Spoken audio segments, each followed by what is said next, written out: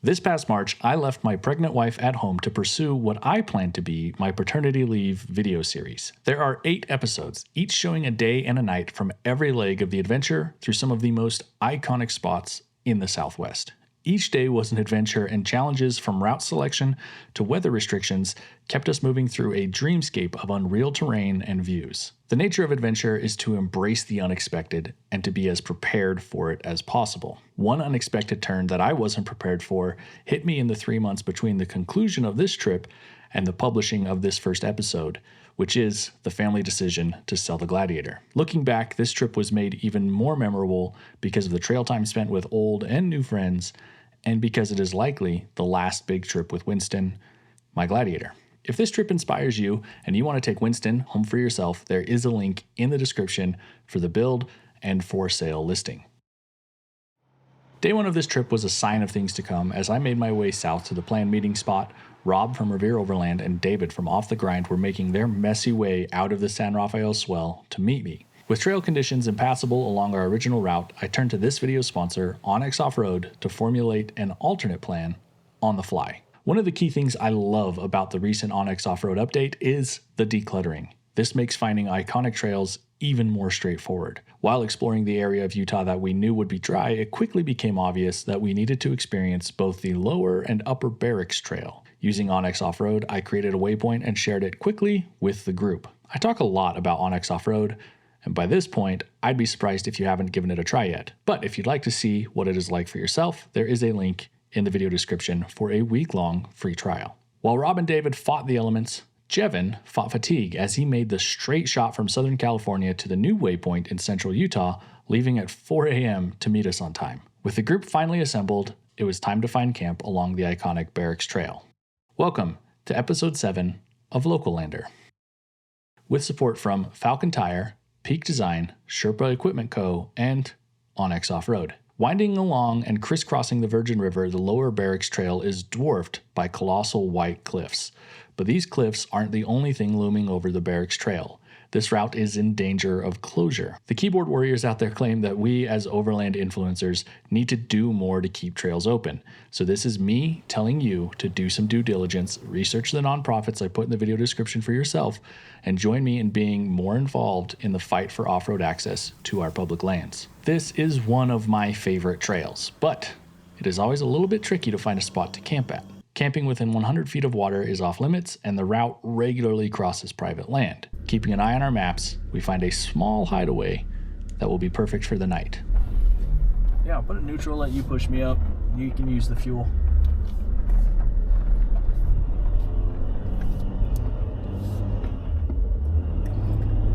Come on, two-wheel drive.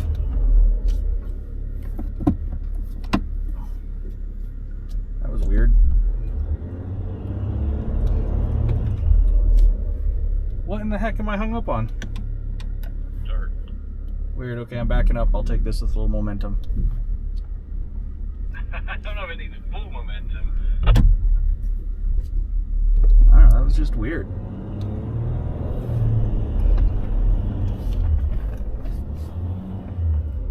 Probably those Falcon RTO1. I'm off the trail, that's what happened. What do you get for driving cheap? Had to turn on my front-facing camera. I couldn't see over my darned hood.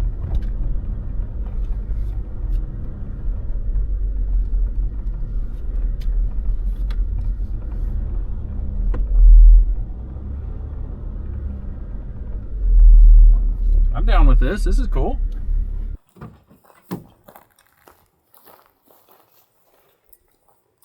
Go.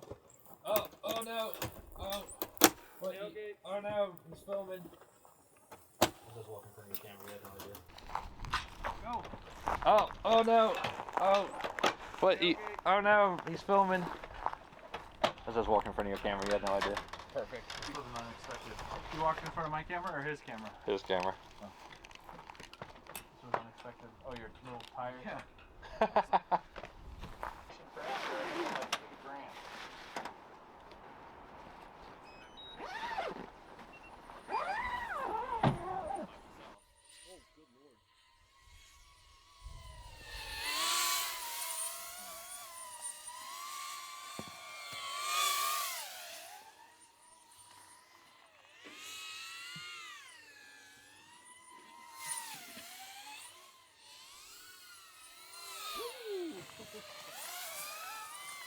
Getting more risky.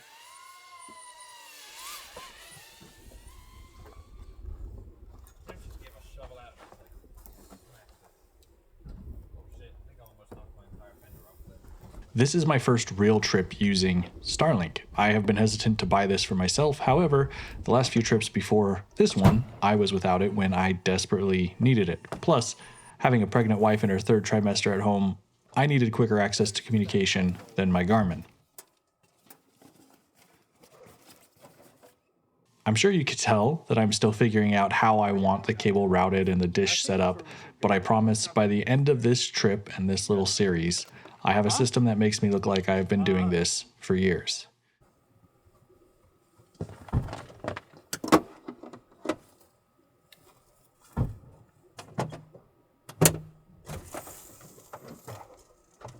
Excited to see what that howl's all about.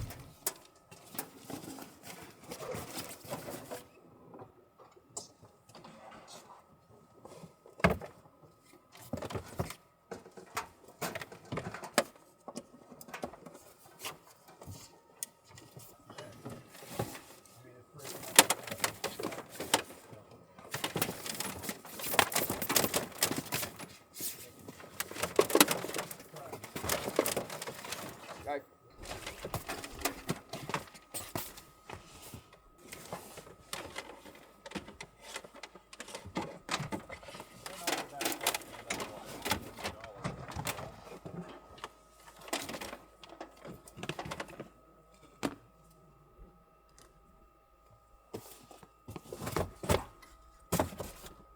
What I really want is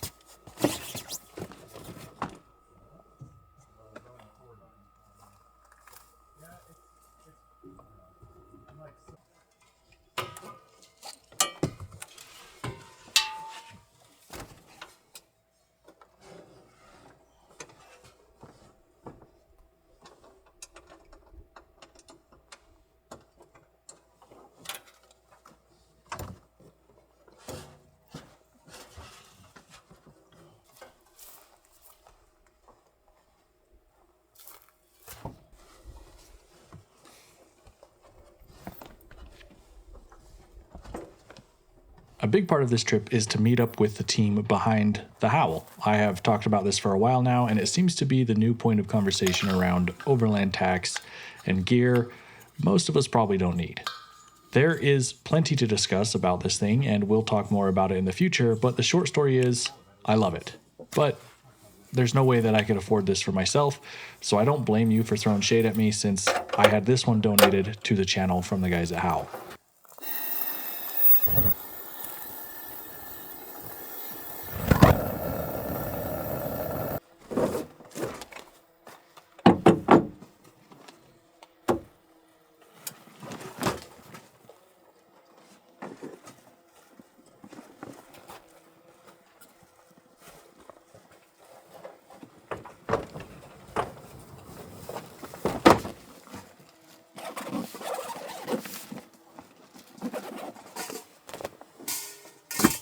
While I've been editing this video and talking to my wife about the challenge that I'm having creating a compelling story with this first episode of the trip, she laughingly reminded me that you are here watching this because you like to watch people drive out into the middle of nowhere and cook food on overpriced cooking equipment. So, to give the people what they want, I'm going to shut my face for a few minutes and give you the full ASMR cooking experience that you are here for.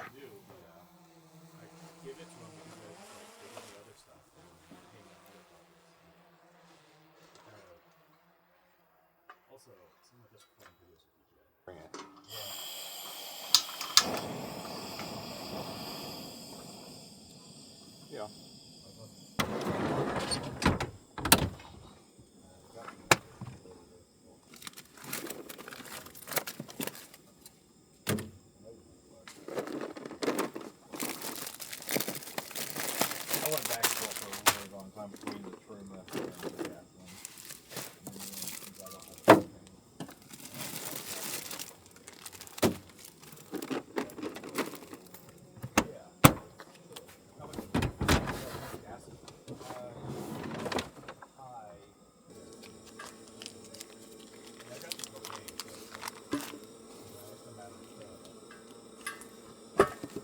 Oh, don't use that to cut on. Right. It also depends on how long you grow it out. You know, like when I grow out,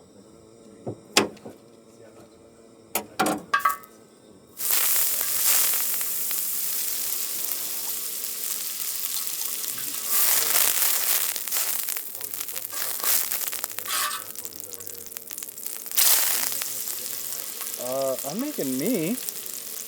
start that over while we're about talking. I don't care.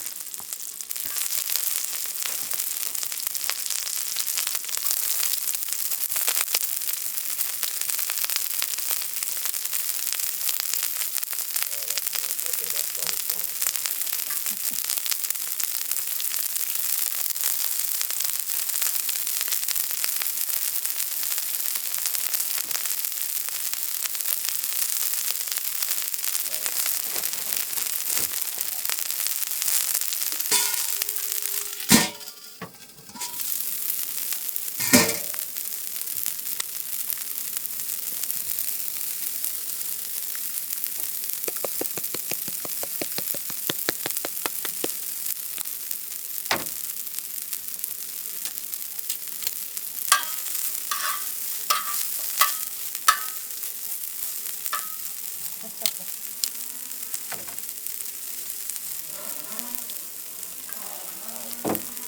Sorry, one more shot.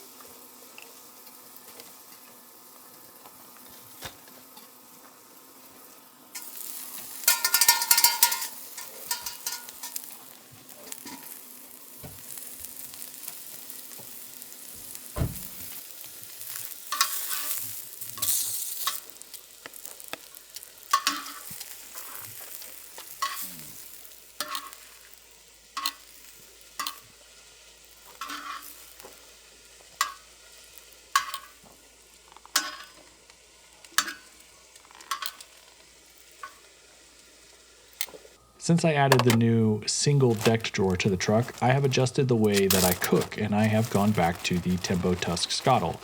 I love the entire team at Tembo Tusk, but my relationship with the Scottle has been hit and miss. Cooking on a Scottle has never come easy to me, but since I started to sous vide all of my meat before leaving on a big trip like this, it has made the process so much easier because all I'm using it for is to cook vegetables and then sear and reheat my meat, which makes it look like I know what I'm doing. Yeah. I have chicken and dumpling with vegetables. Is that pork? Mm-hmm. 3 cheers for a howl and a good dinner. Camp spot too. Solid camp spot. Yeah, I like it. Whoever cleared this out for us. Yeah. Good job.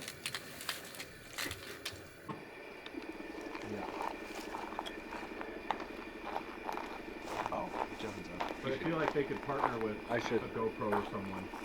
You should kick this into that overdrive for his shot. How about I do it while he's rolling?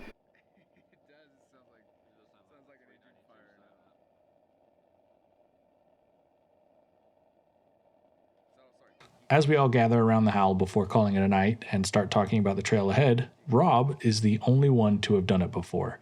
He has a war story of needing to winch off of a bush to prevent his Forerunner from rolling down the hill.